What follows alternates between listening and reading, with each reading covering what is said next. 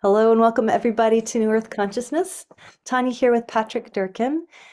He's the owner of thewellnessenterprise.com, and he and I connected a while back as he shared with me not only his personal transformation journey, but like these super cool products that he has.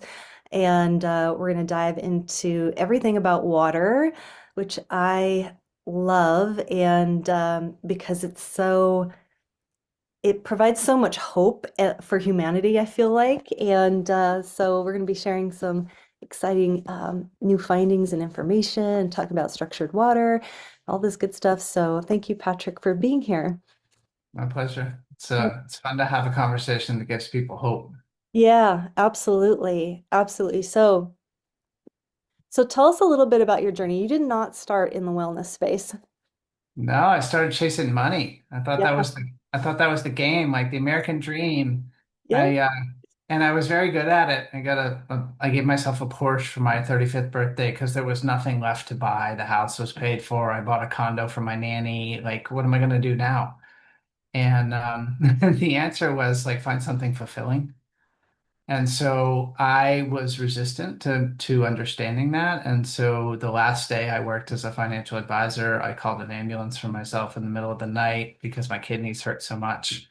And I never went back to work again. And I had been given the opportunity to walk out gracefully. The way I think about it, creator comes knocking, and if you refuse, then the knocks just get louder and eventually they'll take you out. So thankfully I got taken out because I remember like I don't know. There was a Halloween where I was like walking with the dads in my neighborhood with my kids, and we had a little red wagon filled with beer, and we talked about beer, stocks, and sports. And I remember going home that night and being like somebody please just shoot me. Like I have to live a bigger life than this. I just have to. Something has to happen. And so in the end stages of that career, I developed a service project to get rid of plastic water bottles in my community. And that led to me becoming the chairman of the recycling committee in my town. And that led to a 2-year project where we put the infrastructure in place to make people feel good about recycling a bottle. And when we finished our work, I drove around town and I looked at the bins and I felt something. Honestly, Tanya, it was so foreign to me that it took 3 months until I understood the feeling. It was just despondent. I was so upset. And I now know that was heartbreak. I felt my heart breaking. Like, thankfully, right? I was beginning to feel my heart. I just didn't know what that was all about. And what the heartbreak was we gave people a reason to feel good inside of the system, a system of recycling plastic bottles that was created by the petroleum industry that wants to use their petroleum products to create plastic bottles.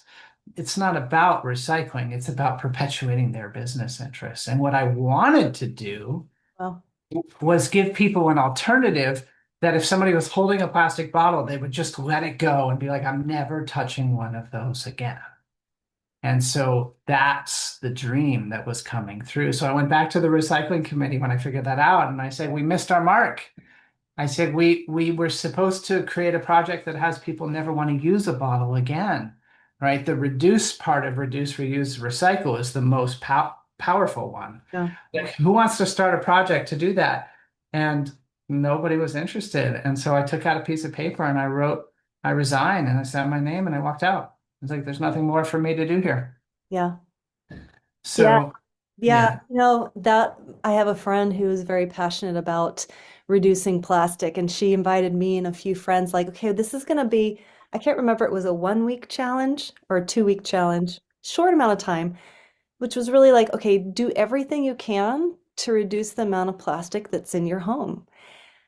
And it was never anything that I really stopped to really, I mean, I know that like, okay, yeah, there's a lot of plastic, everything comes in plastic, but then when I really opened my eyes and was like, oh my God, like absolutely everything is in plastic. And how do we, and it was such an eye-opening experience of like, okay, well, how can you really reduce? And when you think about, okay, I could make my own bread, I could buy glass, I could bring my container to the butcher and have him put the meat in the container. I mean, things like this, that the amount of work that's actually needed to really make a difference. And I, if anybody, yeah, people who are listening to this, I challenge you to just try 1 week of like not having any plastic going into your garbage and see what that takes. But yeah, it's true. There's no money in it, right? Like, That's the thing is that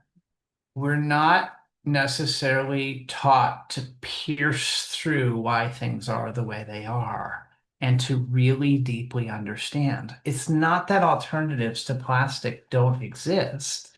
mm, It's that we're conditioned to favor convenience and single servings over our connection to the earth.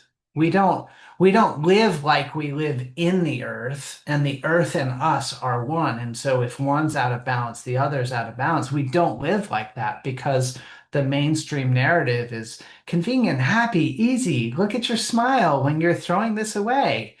And because you just got the container of XYZ that was perfect for you. And that makes it easy to take us away from whole foods and gardens and all things natural and to favor a version of self that is not supportive for longevity on this planet, as far as I can tell. yeah. And I think, there's a lot of talk about, being present, the power of being present and the power of now. And I feel like people get stuck in just thinking about their own being when they do that kind of a practice where it's like, okay, I'm going to feel like just be present with myself and my feelings and try to live a more mindful life. But I feel like the presence needs to go even more deeply into being present with the other living beings that are around us. Yeah, this is a really deep one for me. I feel so lucky with what happened with me with money in my 30s, right? Like the year I turned 30, my income went up eightfold and I made $1 million. And the year I turned 38, I got divorced and gave away half of what had come together. And then I was so angry that I gave away another half.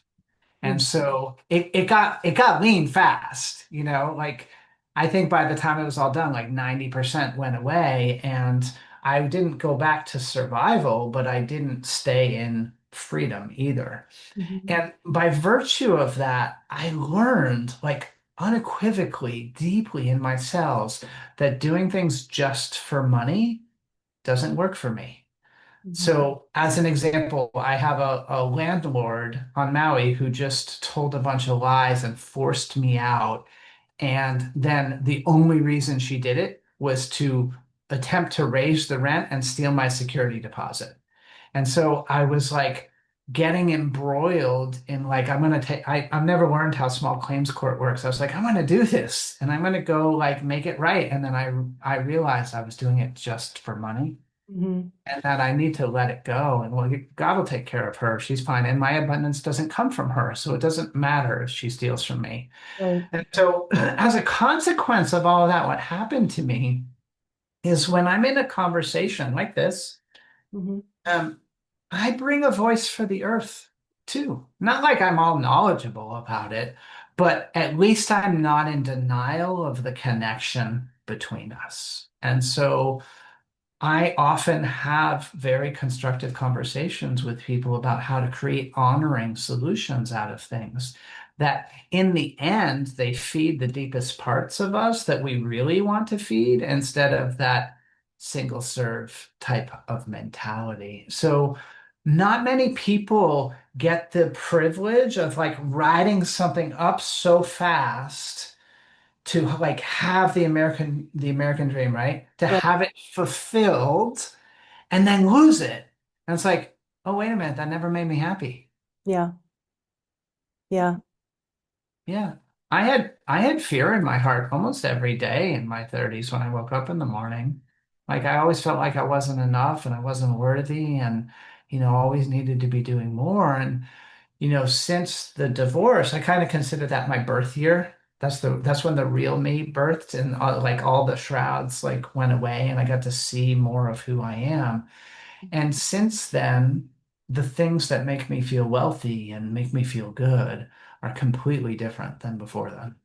It's interesting how I think and I feel like I kind of fell into that trap a little bit in just the last year of like, okay, when we think about, I mean, I've always been sort of, very environmentally minded, and I studied Waldorf education and living on a farm and trying to like homestead all the things and realizing that money is an essential part. And so, that it's like, okay, yeah, money is necessary. And it's almost like you can't just run after the money and think like, okay, once I have it, then I can create what I want, right? If I Yeah. just work really hard and go out and do whatever it takes, like just, put on the blinders and whatever, uh, that once I have it, then I can create. But it's like, no, I mean, I got so exhausted that I realized I'm like, oh my gosh, it's about the journey, and also no, trusting that you're in a co-creative relationship with the divine, that you don't have to figure it all on your own. And it's far more wondrous and miraculous and fun to enjoy the journey along the way, doing the things that truly feel resonant, Yeah, for sure. right? Yeah, because when we sell out for the money, inevitably we compromise health or Yeah. we compromise relationships. And so in my case, I really compromised the health. So if you look at like somehow I live on Maui now and it's like such a blessing, and somehow my food bill is the lowest that it's been in forever. And the reason it's the lowest that it's been forever is that there are wild avocado trees all over this island. And Mhm. if I will go move my body and go into the woods and pay attention, I can have avocado. I just went through a 2-year period where I never bought an avocado and I had avocado every single day. Uh-huh. And so to me, that's wealth. And so what happens is I'm now bringing in the vibration of the wild through my food, but I'm moving my body to get it instead of sitting at the desk getting the money to let me go buy it. And the moving of my body causes a vitality and a reinvigoration of my being. And so I'm stronger now than I was years ago because I'm in the woods all the time chasing coconuts and avocados and waterfalls and just the most amazing things. That's wealth to me. Yeah, absolutely. And just allowing yourself to just enjoy what is all just given to us, like this amazing earth and the environment that we live in. And of course, I mean, I know you and I are lucky we live in a very uh, intact, sort of natural place, and there's many people that don't, people that live in cities. And I know for myself, after living here in Washington State in a very isolated valley in the mountains, very small town, um, how sensitive I've grown, just like my body, when I go into places that are, like metropolises or airports or things like that, it impacts me in a really big way. And it's almost like, wow, this is what people are living in 24/7. I can't even like it's too much for me because my body's acclimated to a more natural vibration. And so yeah, I mean, there's so much work to be done, I think, in terms of like bringing in awareness. And I feel like that's why I love your product, the Aqua Energizer. And so I'd love to talk about structured water because I think most people don't actually understand what it is. And it's so much more, right? Yeah. Yeah. Yeah. I think the person whose work has been most widely seen in the world is probably Dr. Emoto with his water crystallography. And I first saw that, 15 years before I got into the water business. Mhm. And what he was teaching us by flash freezing drops of water and showing us that the water would reflect that which it was exposed to before it was frozen. So if you played Beethoven, it would come out this gorgeous crystal. And if you played heavy metal, it would come out distorted and chaotic. And so one of my favorite words is resonance, right? That's what water is teaching us is that the water carries a resonance. So I want to say something like really powerful people to help them like wake up because I think this just pierces through people's listening. If you're not choosing consciously the resonance that your water is carrying, then you get 5G water. Mm, hmm The hmm strongest energy wins. And so the resonance of water these days is carrying the toxicity from our modern society. And it doesn't have to be that way. So what we're doing is we're beginning to open a conversation about understanding that water has an energetic expression and that that energetic expression has a lot to do with what's possible inside of your biology. Yeah. Yeah. Yeah. There was a documentary I saw many years ago, and I can't remember what it was called, but it was talking about how, water in the city, it gets pumped through these pipes with these harsh right angles, and it's literally the water, by the time we get the water, it's completely dead. It's not living water. And they did this experiment with, I don't know if it was a horse, maybe it was a horse or even just a dog, and they had living water from a stream Mhm. versus from the tap. And what did the animal naturally choose? The water, the living water. And so yeah, and then Vita Austin, she's taking it further, as my understanding is that we're actually in conversation with water all the time. It's responding to us, and that our bodies, like we're moving away from being a carbon-based being into a crystalline uh, being. Yeah, absolutely. Well, I think the documentary was Water, the Great Mystery.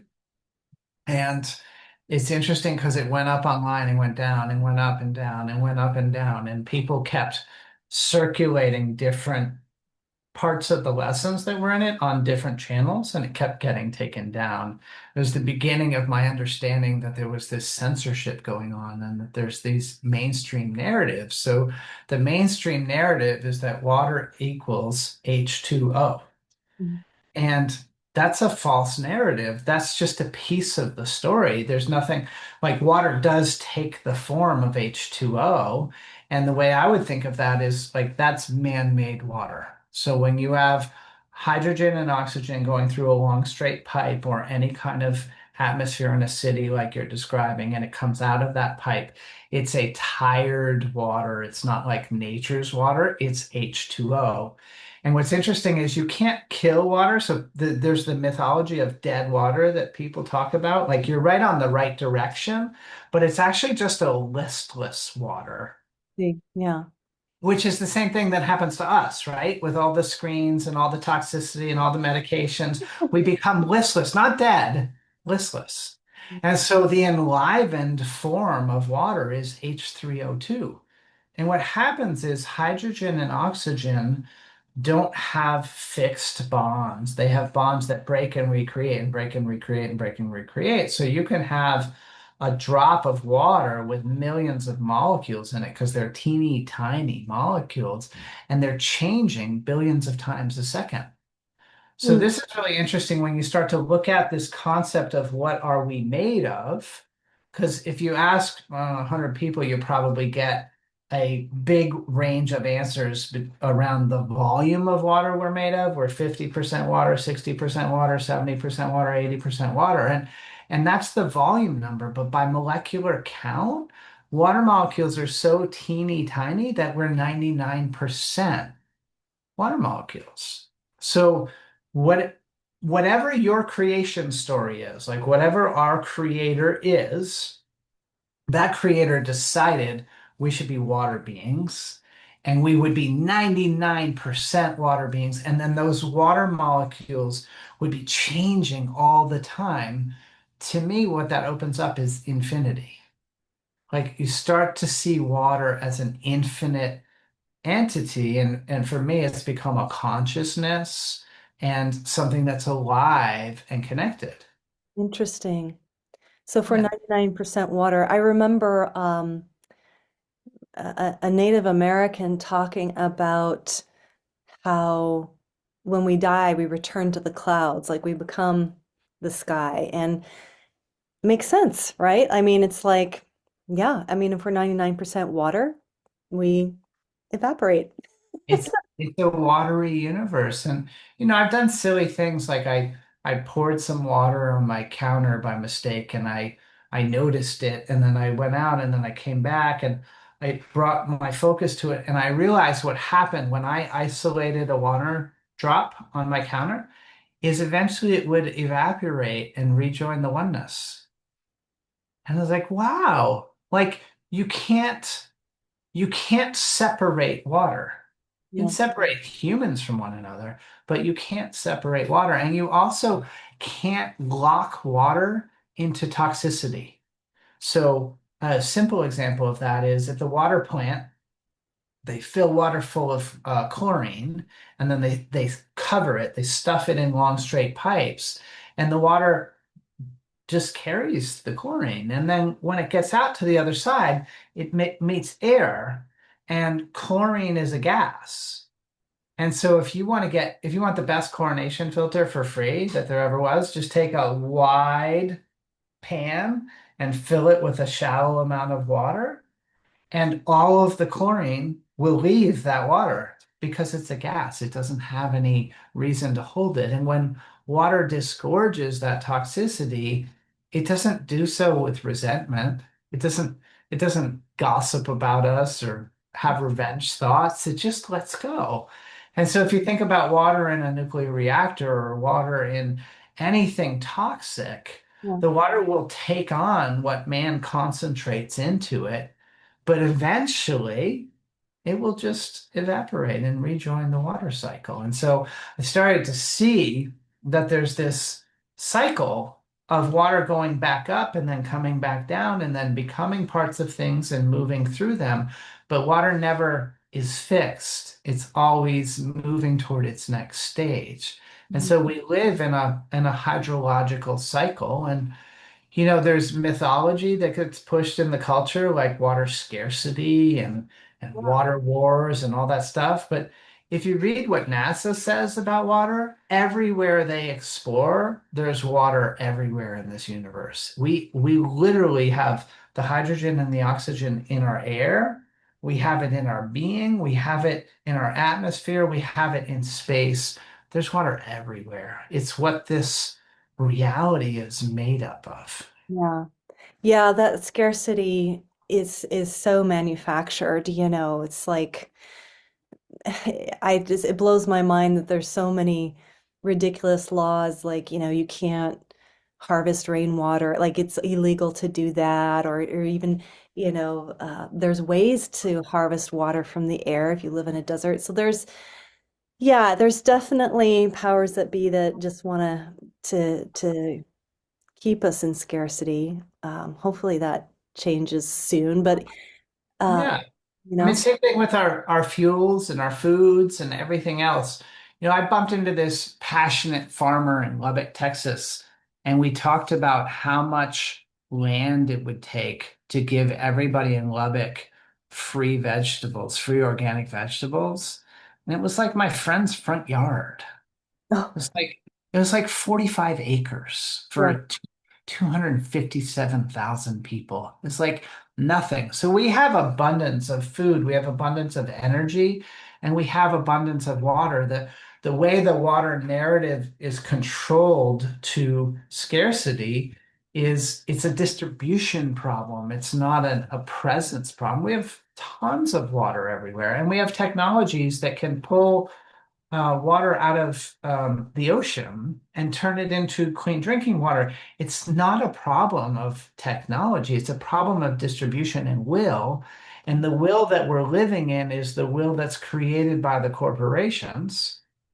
And so if you look at the water that the corporations deliver to the people through the pipes in their homes, it's amazing that we have this infrastructure in the first world anyway, of we can turn on a faucet and not only get water, but we can have it hot or cold by our choosing. That I mean, that is just such a miracle.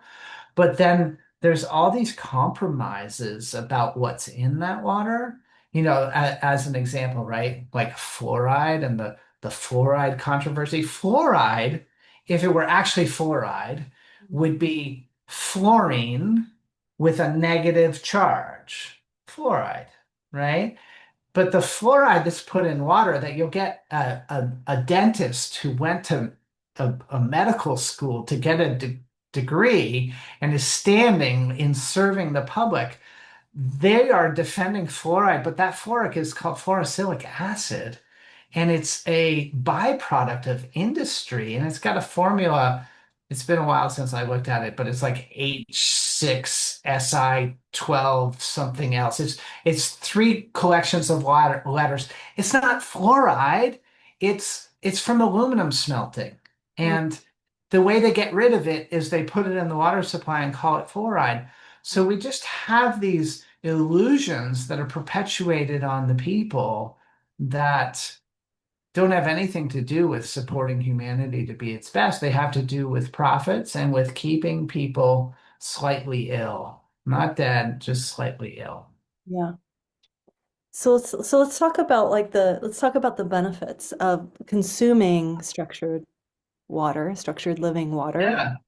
What's been your experience? What have you come to learn? Like, because I know when we talked, um, there were other water products that you were connected with, and you've kind of, Okay. gone through your own evolution of, research and so forth. So maybe, yeah, share with us that journey.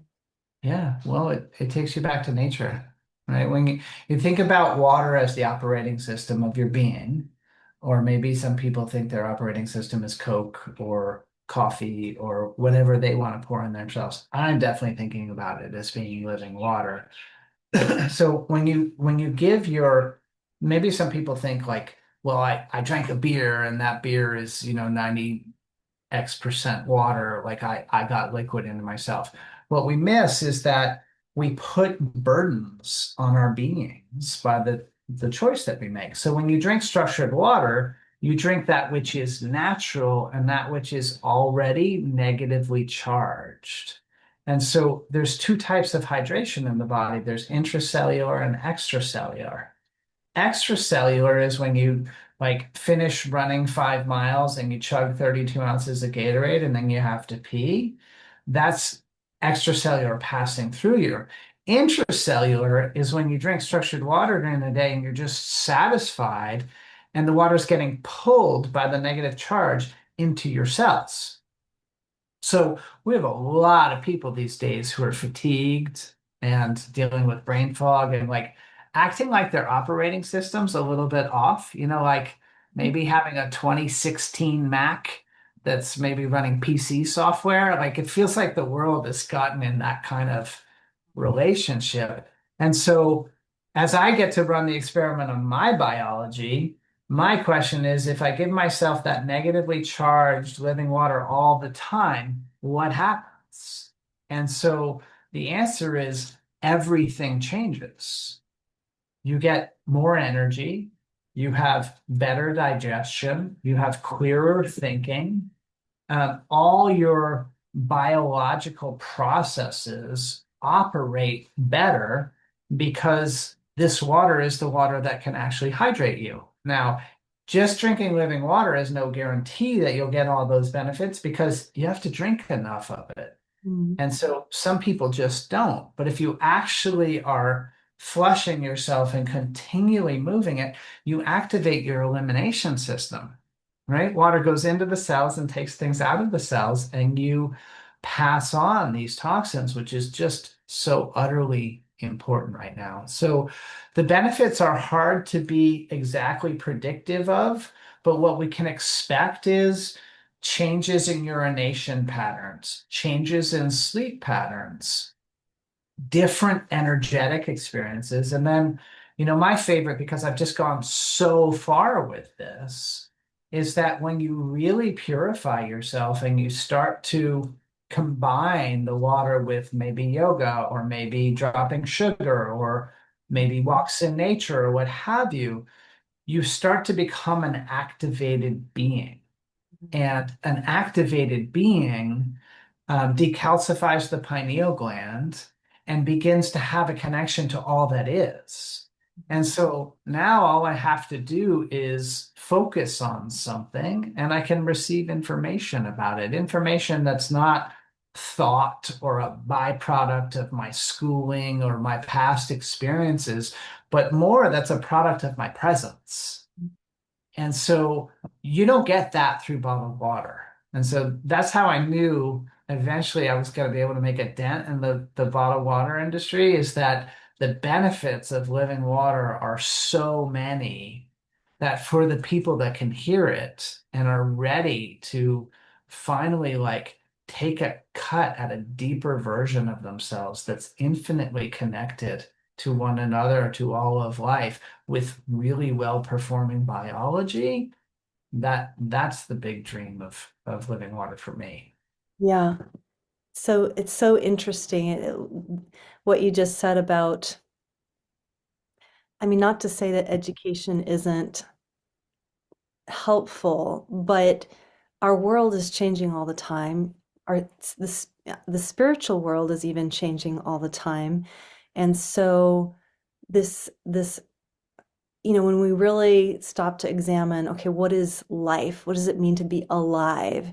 It's like it's it's um it's an interaction, it's a relationship, it's being connected, it's being able to have your own thoughts, not what somebody else is telling you to think, so becoming these clear vessels, when we especially when we go back to thinking about, okay, if we're these crystalline beings and we hold this light and information because we are water and because it exists in our body, that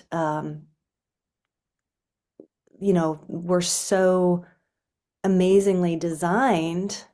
It's almost like we've moved away from what was intended for us, and we kind of have to like peel back the layers and go back to sort of that original intention, which is like, yeah, just um, being a part of evolution itself, not something separate that we think we can manipulate or dominate or, extract from. Yeah, I'm thinking about this in terms of like our meeting Yeah. and talking about this in terms of relationships for a minute. Like so many people are alone.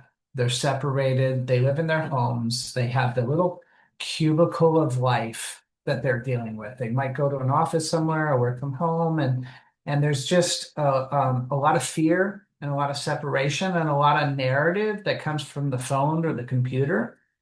And then there's like our meeting.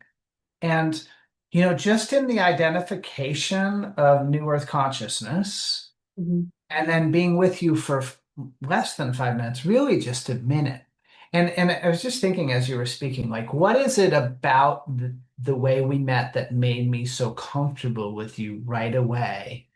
And I think it's that there's this sharing of information that happens in presence, where when you have some of it and you look at another and they breathe, they contemplate, Mhm. they discern, and they choose to speak.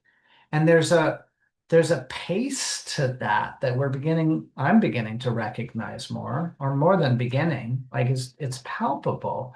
And so inside of seeing another like meet you like this, where you feel the connectedness between each other, instead of like prevailing from intellect and like showing that you're right and how many degrees you have and what you know, you're like, hey, do you want to like have this kind of dance that's appropriate for who we are to one another?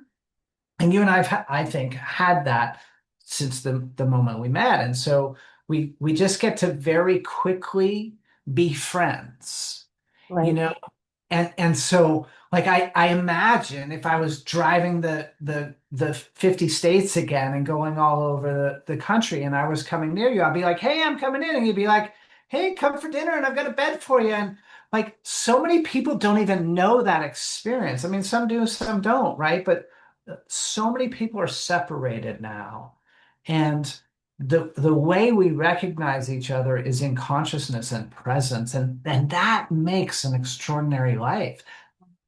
Absolutely. It's like we don't even have to get into our history or our story or, like you said, well, what's my resume? What's your resume? Like, it's just yeah, we become a part of a living body, right? And that because we are inside of this oneness, and there's to me it just feels like there's just so much more that's a bit like we're just barely I feel like I'm just barely beginning to scratch the surface of like what's possible when we actually let go of the past and we stop worrying about the future and we just drop down into presence and really tuning into ourselves and our bodies, and it's all frequency based. It's like I'm putting off a frequency, you're putting off a frequency, and it's a match. And I felt it. I went to this retreat. It was interesting, and it was a women's kind of coaching retreat, which was very interesting. And I remember meeting some women that there was resonance, right? It was like synchronicities. It was like, oh my gosh, you're part of the net positive village. I was just speaking to, whatever, so and so about that. And so there was these lights kind of going off. And then I remember sitting at a table with a group of women where there was absolutely no resonance. None. I could not, I tried so hard to like put myself in there and like being myself and connect. And it was like they were just on a different, I would say more materialistic, um, they were just on a different level. And it was like, oh, okay, well, there's no connection here. Like they're in a different wavelength. I can't. And so, and I do feel, and I don't know, I mean, I'm curious what you think, but it does feel to me like, okay, there's definitely clearly two choices. We can either align with, you know, um, a positive evolution, or we can get stuck in the old kind of inverted, consumeristic, domination, control, all of that that's been here for a while, and it's a split. And I don't, it's interesting. And I do feel like it's a very personal choice. It's each person has to make that choice. Yeah, I feel like the people of the new earth, they drink living water, Yeah. and, and they are in presence, Yeah. and they are abundant under all circumstances. And they don't, it's like somebody can come from a bunch of degrees and a high intellect and a type A kind of driving personality. And that person will literally just bounce off of the new earth people. The qualities of education and success that we used to value, maybe some of us even used to strive for. I Mhm. think somewhere along the way we meet some adversity. So for me, health challenges and a divorce, we meet those adverse events, and then we choose to like really double down on our pain and to try as hard as possible to stuff it in the closet and say I'm okay, and to keep chasing the American dream or the Porsche or the whatever. Usually, I think it devolves pretty quickly at that point into survival. Or we start a path that's kind of like a salmon starting at the ocean and going back to where it was born, where, when you get to those waterfalls, think about swimming up a waterfall, right? Like, I mean, waterfalls can be really powerful. And what happens is there are vortexes inside the waterfall. So there's little seams. And Mhm. when the salmon gets in that seam, they pop upstream. And they do that for many miles, right? Drawn all the way back to the original place where they were spawned. And so, that's the journey I'm on, is to remember the truth of who I am, to go up through the vortexes. And everybody else is like cascading downstream. And, during the last 5 years, there was a point at which this family that I'm a part of with 23 people, we used to vacation together for a week in July and a week in Thanksgiving. And over the last couple of years, 22 of them made a decision that I didn't make, and I wasn't invited to be part of the party anymore. I was like, it's okay because that party wasn't one that's important to me anymore. Thankfully, I've now reconnected with them and we're back to sharing some time together. But the dream to remember who I am and to like swim up through vortexes, there's nothing else that matters more to my being. Mm-hmm. Yeah. Mhm. Yeah. So, Yeah. I know for myself, I feel there's just a there's just a curiosity to just always want to go deeper. Like, how much deeper can I go? Like, what areas of my life can I bring back into more alignment, and then it gets to be this dance that just unfolds rather than just trying to force it, you know. But yes. the water piece is so important, and just your intention and your thoughts, you know, that's what the water's holding of what you're putting into it. Yeah, it's holding the resonance. So if you know, this phone has rang with tens of thousands of people from around the world who want to talk about water. And I've talked to them myself because I'm fascinated by that conversation. I could have it over and over and over again. And at the beginning of the dialogue, the average person, the only questions that they can ask are based in fear and they express as the removal of toxins. Doesn't matter which version of that conversation, it's the same. That's where people start. And so when I started having people from Australia or Africa or Europe or both coasts of the US and then into the middle of the country, which is kind of like a different continent too. Like there's all these different voices, and they had all their dialects, and they would all ask the same basic question, which is, I want safe water, and what safe means to my mind is removing of things. Can you help me get that? And so that's where the global conversation is at the people who are educated. Like people who aren't educated, they're just drinking tap water and not questioning it. So the people who are educated, that's the question that they're asking. And what does that spawn?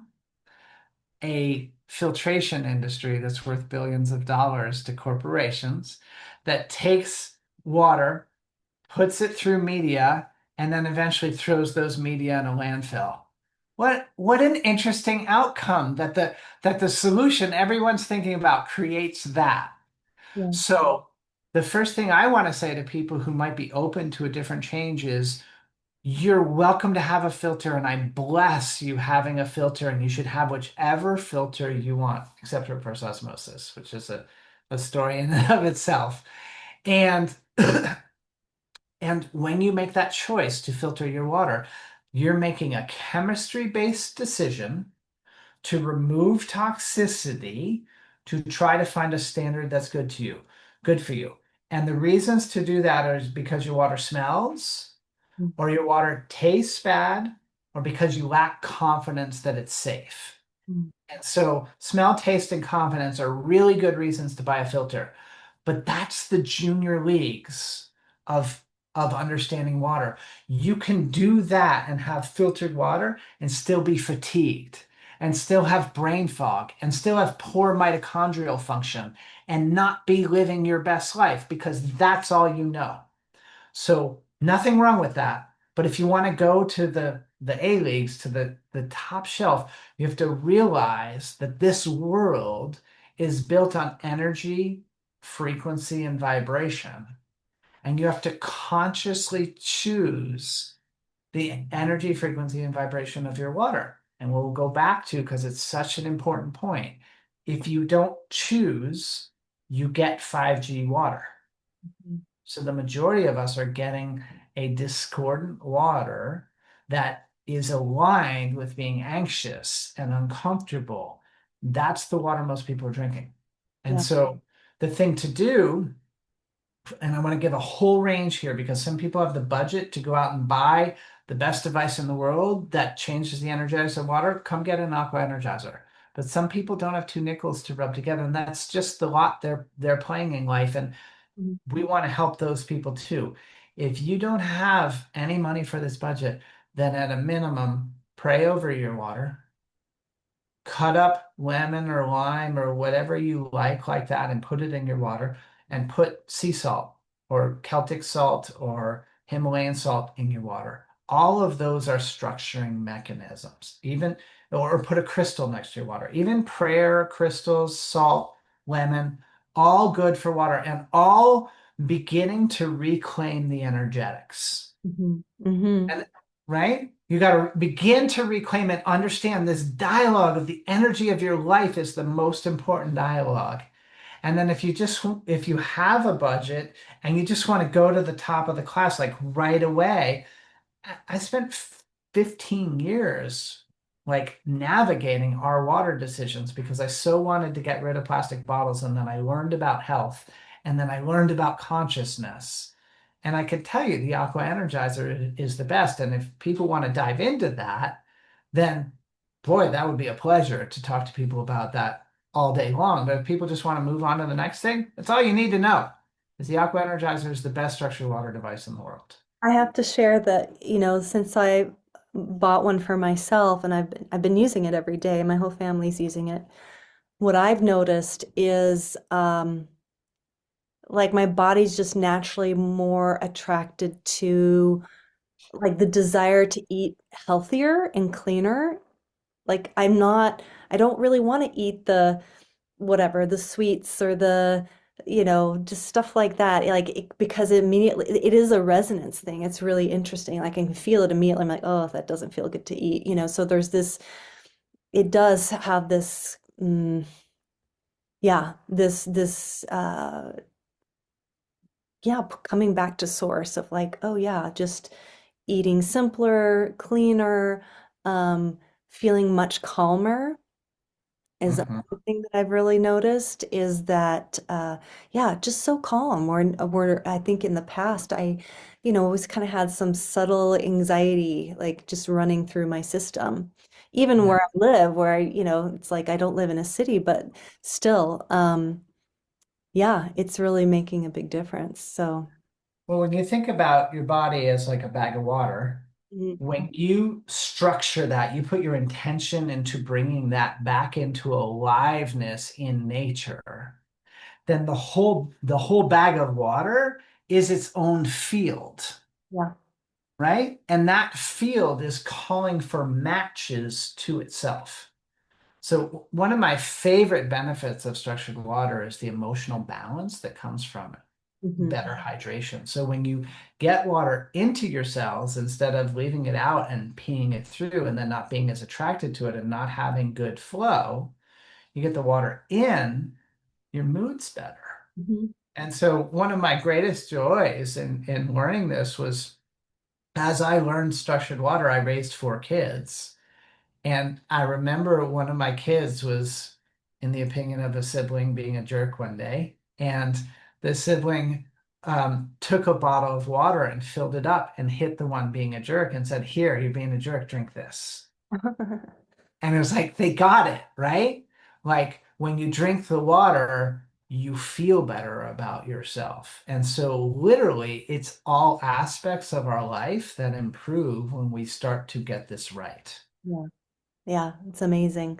So I encourage everybody definitely check out Patrick's website. It's going to be in the description below. Um, yeah, anything else you want to share before we jump off?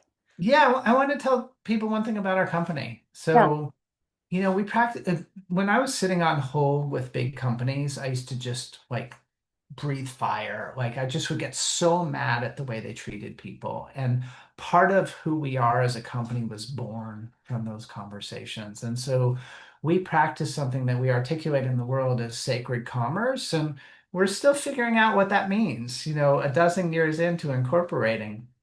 And part of what it means is that we love people and we love listening to them and hearing where they're coming from and helping them solve the problem in their lives. And so it is my great joy to help people solve their water issues. And so if you're contemplating this conversation, you're like, I'd like to talk to him. If you call the company, you'll get my son James. And if you call the company and say, I want to talk to Patrick, you'll get me. And I'll call you back. It may not be that day, but I will always call you back. And so I find that when people do that, there's always a deeper reason. And so the people that I end up talking to, many of them become friends, and many of them I end up visiting with in the world. And, we just develop a connection that's very different. And so I want to share this because I think if you take living water from the inside out of this company, then it should look like a living company in the world. Yeah. And we call ourselves the wellness enterprise. We're here to make a difference. And that means having an experience of love with people, that Yeah. we're actually up to this game called living together, and that our lives both get enriched by the interaction. So I just want people to know how much we care. And there's lots of information on the website. And if you're one of the people that knows what you need to know and the education's there and you want to buy a device, we'd be delighted to ship it to you and have that be a low friction transaction. And if you want to talk, we'd be delighted to talk to you. Amazing. Awesome. I love that. I wish more companies would have that attitude. So that's wonderful. Patrick, it's always such a pleasure to speak with you. It's always an enlivening and an inspiring conversation. And yeah, thank you so much for being here. Thanks. I feel the same way. Thanks for having me. Right. Please like, share, and subscribe, everybody. Talk soon.